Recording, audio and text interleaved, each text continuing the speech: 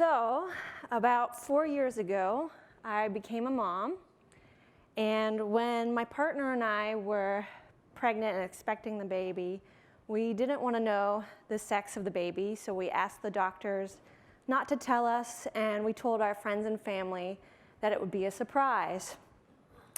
Secretly, though, we were pretty convinced we'd end up having a boy. Almost all of the female couples that we knew with kids had boys, and it seemed to be the general consensus among friends and family placing their bets. So the baby was born, and the midwife made a big show of bringing the baby up to me and unwrapping the blanket for me to make a declaration about the baby's sex. And I looked and I said, "Oh, it's a boy." And the midwife turned to me and said, "Look again, hun. Turns out an umbilical cord is not a penis." Now, my declaration about my child's sex was based solely on what I could see, even though sex and gender are not the same thing. And my kid is now at an age where she can tell us that she's a girl, and even though we try to be very intentional about the messages our kid receives about gender norms for girls, she's exposed every day to messages all around her, regardless of what we do, about what gender is and what it means to be a girl. And although she's amazingly assertive and curious and energetic and optimistic, one of the most common compliments she receives from other people is about how pretty she is. And it's not unusual for her to be greeted by strangers with, "Why, hello, princess." And here's an example of what's on her mind according to a drawing that she made at school. You can see that she narrated to the teacher what's on her mind. It says, "I think about Elsa." And for those who don't know, Elsa is a Disney princess who my kid knew about long before she ever saw the movie Frozen, or we had a conversation with her about it. And like my daughter, we all experience pressures around conforming to gender norms and expectations, from how we think about role models to clothing choices, body size, career goals, use of makeup, choice of friends and intimate partners, and role models.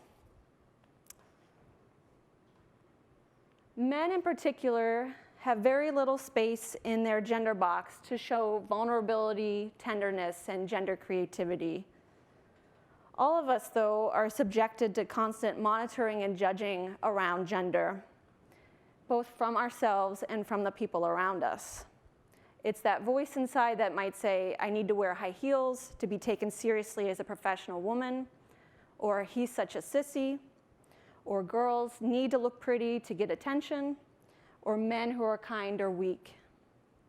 We learn to inflict violence on our own psyches and our own bodies, such as through extreme dieting to try to conform to those gender norms, or we inflict violence on other people, such as when men act violently towards women because they're given so few tools for dealing with intense feelings. As part of our narrow categories of gender, we sustain violence by assuming that gender is static, binary, and based solely upon sex. I once had a statistics professor who said that gender was the perfect binary variable. Everyone is either 0 or 1, man or woman. But not even sex, our biology, is binary.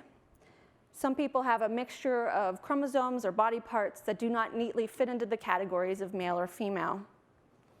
So even though the midwife asked me to make a declaration about my baby's sex, you can't really know the full picture of a person just by looking at their body. There are many ways that gender is lived, including how we dress, behave, and identify. And experiences of gender can and do vary across the life course. My experience of gender as a teenager might be different from my experience moving into later life. And evidence indicates that experiences of gender have varied throughout history and across cultures. Yet too often, that evidence is completely ignored, and differences from the norm are punished through exclusion, invisibility, and physical violence. Trans and gender diverse people are especially affected by violence because of the dominant gender framework. They're often treated as if they don't exist or are morally wrong. They're punished in other ways for contradicting gender norms, such as being disproportionately affected by physical violence and sexual assault, job and housing discrimination, and yes, poor treatment in social services, including the services offered by social workers. And what I find in my research is if people consistently experience poor treatment when seeking help, they're less likely to seek that help at all, sometimes putting their own lives at risk. When we were looking in our research at some of the stories of trans people, they were sharing things like trying to self-treat an infection or seeking hormones off the street. Yet trans people are survivors. Our society offers too little recognition of the values, strengths, and resiliency of transgender and gender diverse people. Initiatives like the Gender Cool Project out of New York City, which shares stories of daring, strength, and inspiration of trans youth, are sorely needed to shed light on the resiliency of this population.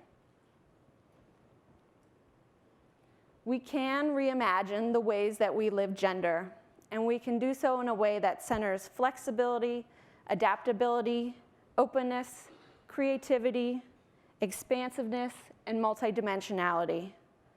These are characteristics of resilience in other areas of life. Why don't we see them as characteristics of resilience in terms of gender? For very young children, this can mean valuing their expressions of gender creativity, from what colors they wear, to what toys they play with, and how they imagine their future. It means transforming our schools and our after-school programs so that children can develop into their full selves, choosing whether to be on a baseball team or in a dance class or something else entirely. School uniforms do not need to have separate requirements by gender, but can offer general guidelines for all students. We can nurture emotional intelligence among children and adults of all genders, including strategies for dealing with shame and vulnerability beyond resorting to violence or bullying of other people. We can establish non-discrimination policies that include gender identity and gender expression in our schools, our housing programs, our healthcare, and in government agencies. As social workers, we can ensure our clients have a space on intake forms to indicate their gender, rather than having to choose between two categories that do not capture the full human experience. We can have at least one bathroom in our workplace that can be used by people of any gender.